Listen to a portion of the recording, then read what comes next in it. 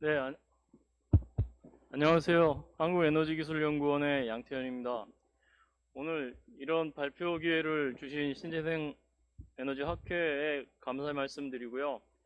오늘 제가 말씀드릴 내용은 수소산업의 미래에 대해서 한번 꿈을 꿔보겠습니다. 첫 번째는 이제 수소와 탄소 중립의 연계성에 대해서 좀 정리를 한번 해보겠습니다.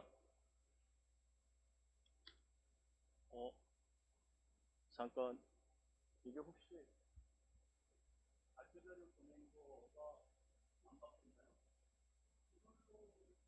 됐습니다. 네, 이 내용은 좀 전에 우리 엠님께서도 말씀하시고 윤 위원장님도 다 말씀하신 내용이기 때문에 넘어가겠습니다. 현재 우리나라 온실가스 배출량을 보면은 연간으로 따졌을 때 약 7억 톤 정도가 나오고 있고요.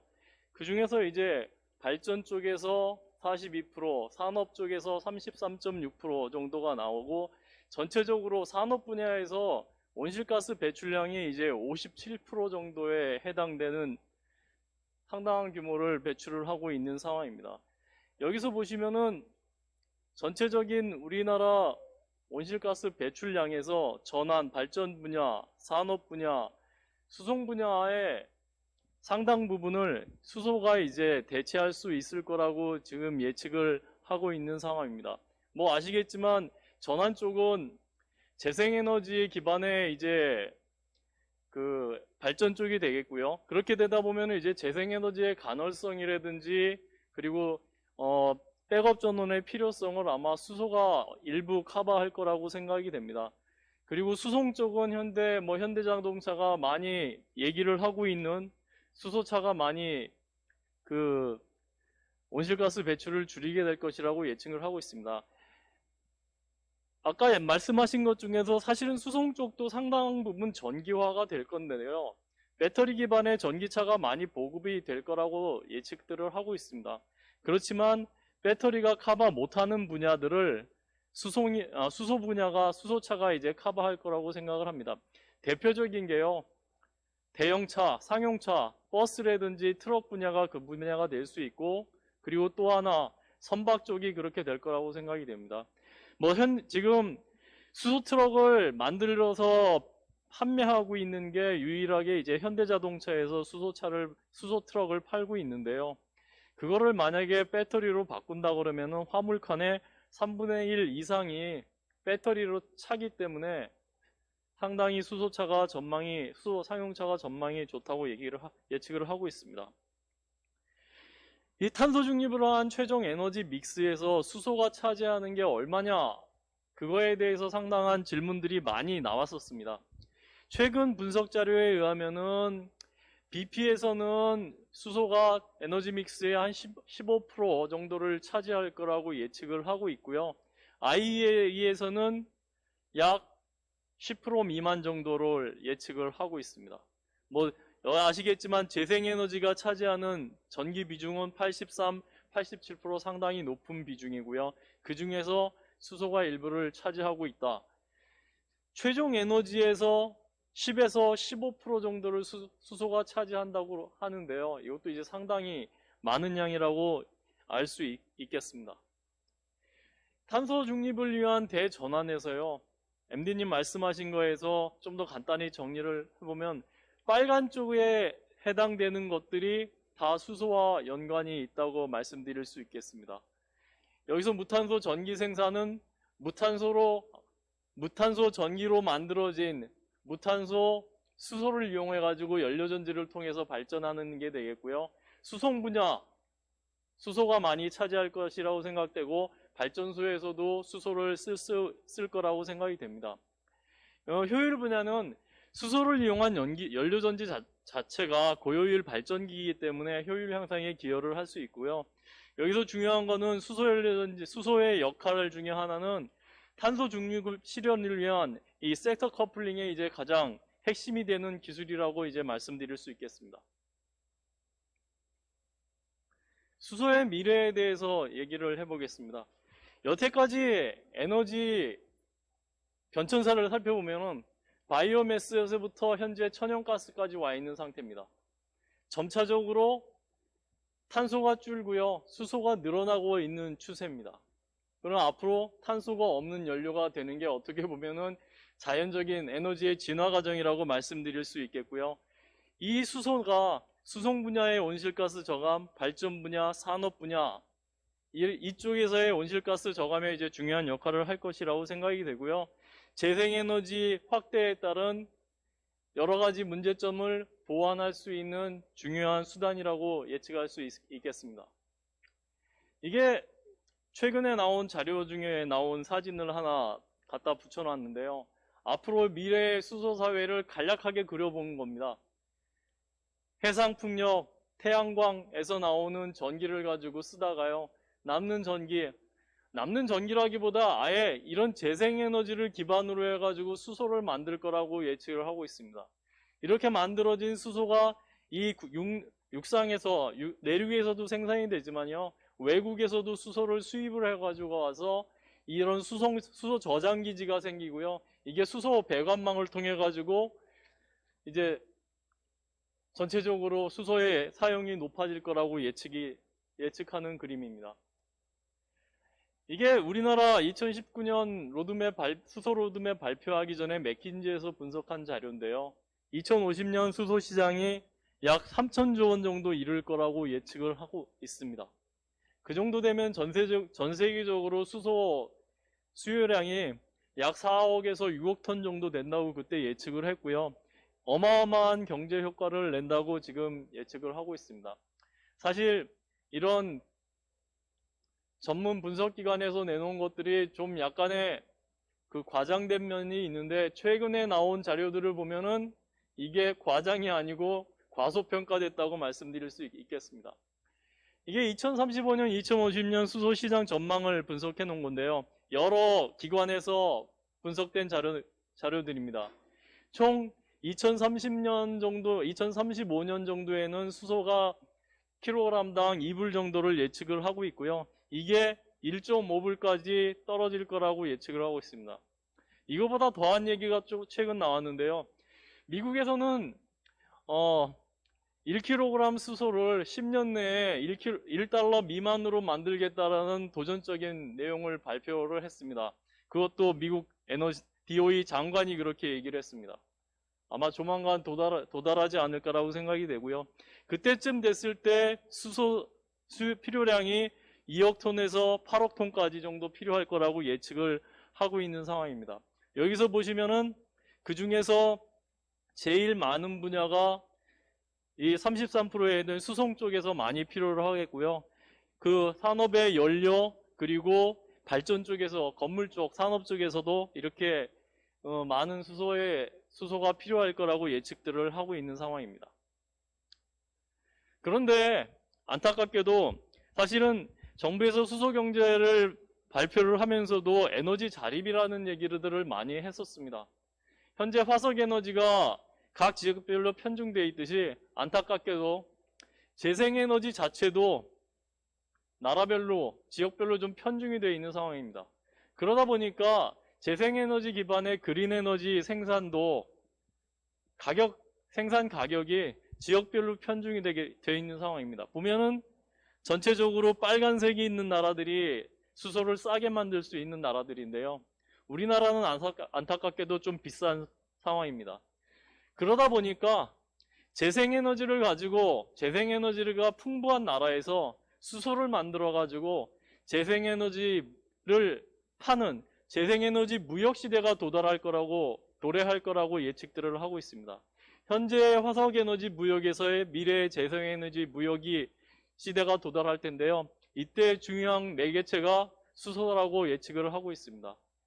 사실은 수소를 직접적으로 활용하는 그 기술도 중요하지만, 이런 재생에너지의 무역이 활성화될 수 있는 수소의 역할도 중요하다고 말씀드릴 수 있겠습니다. 그런데 우리가 계속 수소를 얘기할 때 재생에너지 기반의 그린 수소만을 얘기를 해놨는데요. 최근에 IEA에서 발표한 자료에 의하면 2050년도에 수소 수요량이 필요량이 5억 톤 정도 얘기를 하고 있는데, 그 중에 60%가 그린 수소, 나머지는 화석연료와 CCS가 연결된 블루 수소가 차지할 거라고 예측을 하고 있는 상황입니다. 그린 수소도 중요하지만 블루 수소의 역할도 많이 있을 거라고 예상이 되고 있는 거고요. 이래야지만 수소의 수요를 맞추지 않을까라고 지금 예측을 하고 있습니다. 여기 보면은 CO2 프리 수소는 그린 수소하고 블루 수소가 있는데요. 청정 수소에서 청정 수소의 로드맵이 있는데 2050년에 2,000원, 2달러까지 얘기를 했는데, 미국에서 발표한 것처럼 1불 이하로 생산 가격을 낮추는 것을 현재 목표로 제시하고 있는 상황입니다. 현재는 대부분의 수소가 추출수소, 천연가스 기반의 추출수소가 되겠는데, 점차 수전해가 많아지면서요, 수전해를 통해 가지고 CO2 배출이 없는 그린 수소 쪽으로 변화될 거라고 지금 전망을 하고 있습니다. 이렇게 수소를 생산했을 때 수소의 가장 큰 문제점 중에 하나가 사실은 저장 운송입니다. 아시겠지만 수소가 제일 가벼운 원소이기 때문에 저장하는 데 상당히 어려움이 있습니다. 아까도 말씀드린 것처럼 재생에너지 무역이 이루어질 때 수소를 어떻게 저장해서 운송해 올 것이냐, 그러니까 재생에너지를 수소를 통해 저장하는 방법이 되겠죠. 여기에는 크게 액화시켜서 가져오는 방법 하나하고 액상으로 수소를 저장하는 방법이 지금 고려가 되고 있습니다. 하나는 영하 253도의 액화수소, 액체수소, 그리고 유기화합물을 통하는 저장, 그리고 암모니아를 통해 가지고 수소를 저장하는 방법이 있는데요. 현재 전 세계적으로 상당히 이 세 가지를 놓고 지금 고민을 하고 있는 상황입니다. 저장 밀도로 저장량으로 따져봤을 때는 액화수소가 좋긴 한데요. 가져오면서 보일오프 되는 로스가 상당히 크기 때문에 그걸 어떻게 줄여야 되느냐. 암모니아 같은 경우에는 수소를 가지고 암모니아로 만드는데 약 3분의 1 정도의 에너지가 필요로 합니다. 수소가 가진 양에. 그걸 어떻게 줄이느냐. 그거에 대해서 상당히 많이 고민을 하고 있으면서 지금 선박회사, 그리고 심지어 석유화학 정유공장, 정유회사에서도 이거에 대해서 관심을 가지고 있는 상황입니다. 여기서 봤을 때 암모니아하고 메탄올 자체가 수소 저장 밀도가 상당히 높기 때문에 유리한 상황이고요. 이 액화수소, 액체수소에 비해 가지고 암모니아 같은 경우는 영하 150도, 160도 정도면 되기 때문에 온도적인 측면에서 좀 더 유리하다고 말씀드릴 수 있겠습니다. 그리고 이제 수소 사용 쪽으로 넘어가겠는데요. 수소 활용 쪽은 아마 이런 모빌리티 쪽하고요. 특히 모빌리티 쪽에서도 이런 큰 트럭, 그리고 선박, 기차 쪽에서 수소가 많이 쓰일 거라고 생각이 됩니다. 한 10년 전만 해도 이게 수소 모빌리티가 진짜 가능하냐고 얘기가 물어보는 분들이 많았었습니다. 수소 트럭이요? 현대에서 상용화 시켰고요. 아시겠지만 미국에서 니콜라가 그렇게 붐을 이뤄놓고 갑자기 주저앉았는데요. 그 붐은 계속 유지가 될 거라고 생각됩니다. 수소 기차 같은 경우 독일에서 벌써 상용 운전에 되고 있고요.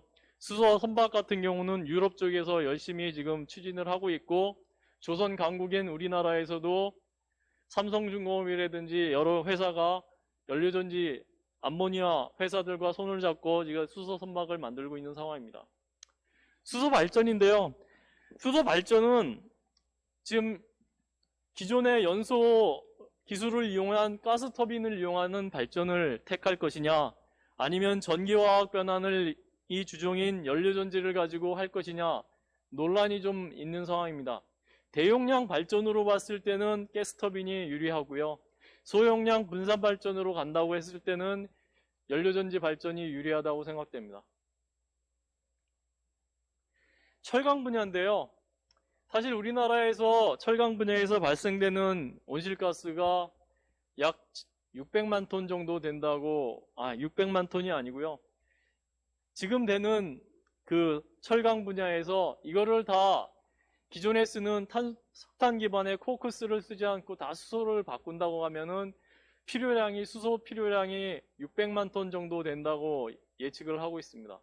그렇게 됐을 때 경우에는 여기서 그 수소 환원 제철을 통해 가지고 온실가스 배출이 없는 철강을 생산을 하게 되는데요. 중요한 거는 수소 가격이 적어도 900원 정도 돼야지 경제성이 된다고 합니다.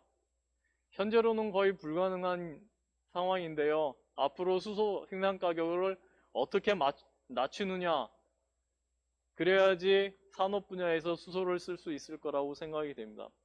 여기서 말씀하신 것처럼 우리 원장님께서 지적하신 내용인데요. 수소 가격이 킬로그램당 1,000원 이하로 가능할 것이냐, 여기서 들어가는 전기 가격은 어떻게 되느냐, 그것도 아마 우리도 모두 같이 고민을 해야 될 거라고 생각이 됩니다. 이게 이제 그린 수소 생각하면서 유럽에서 나온 자료 중에 하나인데요. 2050년 전 세계의 그린 수소의 시장이 약 10조 유로가 된다고 분석을 해놨습니다. 그 중에서 유럽 시장이 한 2조 정도 된다고 2조 유로라고 분석을 해놨는데요. 여기서 중요한 것 중에 하나가 각각에 들어가는 시장을 분석을 해봤습니다.